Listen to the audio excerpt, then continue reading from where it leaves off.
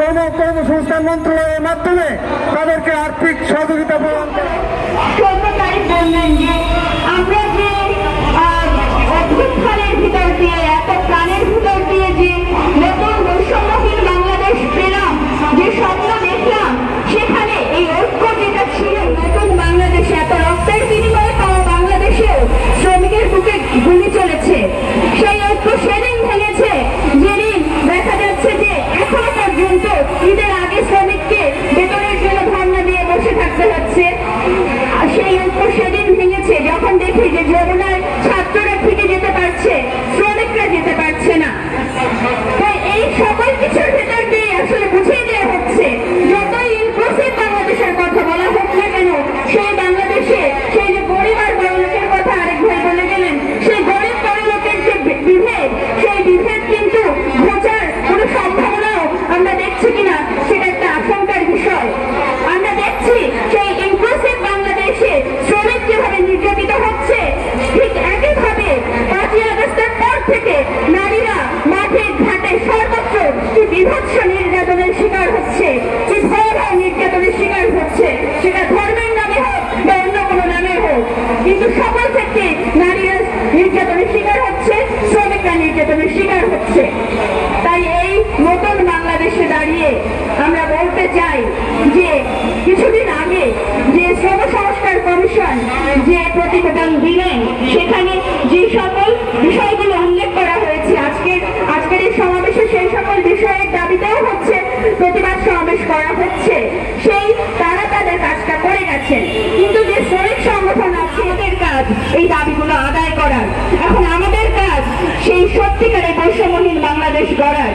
আজকে আমরা এখানে যারা আমরা শ্রমিক আন্দোলনকে এক করতে পারিনি, আজকে এখানে এসেও আজকে নারীরা আমরা যে সকল দাবির কথা বলছি, আজকে আমরা নারীরা যদি পোশাকের স্বাধীনতার দাবি চেয়ে থাকি, আমরা যে চেয়েছি সেটা চাইতে পেরেছি, কারণ এই দেশে গার্মেন্টস শ্রমিক নারীরা সকালবেলা ঢাকার রাস্তা দখল করে থাকে।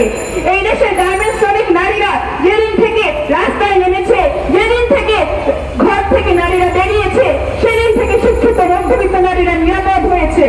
ঢাকার রাস্তায়, শহরের রাস্তায়, গ্রামের রাস্তায় যত বেশি নারী থাকবে, যত বেশি শ্রমিক নারী থাকবে, তত বেশি এদেশের নারীরা মুক্ত হবে, নিরাপদ হবে।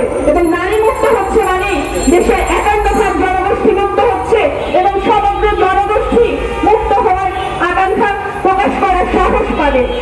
তাই না? কারণ সেই নিরাপদ পরিবেশ নাই, কারণ তারা যদি হচ্ছে টাকা জোগাড় করতেও পারে, তারপরও একটা ডে কেয়ার ফ্যাসিলিটি নাই, নাই কোনো শিক্ষার ব্যবস্থা যেটা স্বল্প মূল্যে তারা শিক্ষা গ্রহণ করতে পারে। আমরা ভবিষ্যতে কাজ করতে পারি, তাহলে এমন কোনো শক্তি নাই যে আমাদেরকে দাবায় রাখতে পারবে। আমরা আজকে সম্পত্তি সমান অধিকারের কথা বলেছি, নারী পুরুষ সকলে এই সৃষ্টিকর্তার সকল কিছুর উপর, সকল সম্পদের উপর সমান হক আছে। এর চেয়ে বড় কোনো ধর্ম, বড় কোনো সত্য থাকতে পারে না। সকল ধর্মই সকল মানুষের সমান হকের কথা বলে। তাই আজকে যে সকল ধর্ম ব্যবসায়ীরা মিথ্যা কথা বলে, ধর্মের অপব্যাখ্যা দিয়ে এই সম্পত্তির উত্তরাধিকার নিয়েও প্রশ্ন তুলছে, নানানভাবে নারীদেরকে নাস্তিক ট্যাগ দিচ্ছে, তাদের বিরুদ্ধে আমরা যদি শুধু মধ্যবিত্ত নারীরা আমরা শ্রমিকের পাশে দাঁড়াই, আজকে শ্রমিক নারীর হয়তো কোনো উত্তরাধিকারী নাই, তাদের শ্রমিক নারীর কোনো সম্পদ নাই। আজকে মধ্যবিত্ত নারী আন্দোলন যদি এই শ্রমিক আন্দোলনের সঙ্গে একত্রিত হয়ে যায়, তাহলে একদিন সেই সম্পত্তির দাবিও অর্জিত হবে। কারণ আগে শ্রমিকের বেঁচে থাকার মতো মজুরি লাগবে, তাদেরকে বেঁচে থাকতে হবে।